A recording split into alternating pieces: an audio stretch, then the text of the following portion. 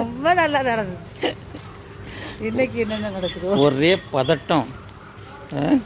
கல்யாணத்தை பண்ணி பாருன்னு சொல்றது கரெக்டாக தான் இருக்கும் போல் இருக்கு.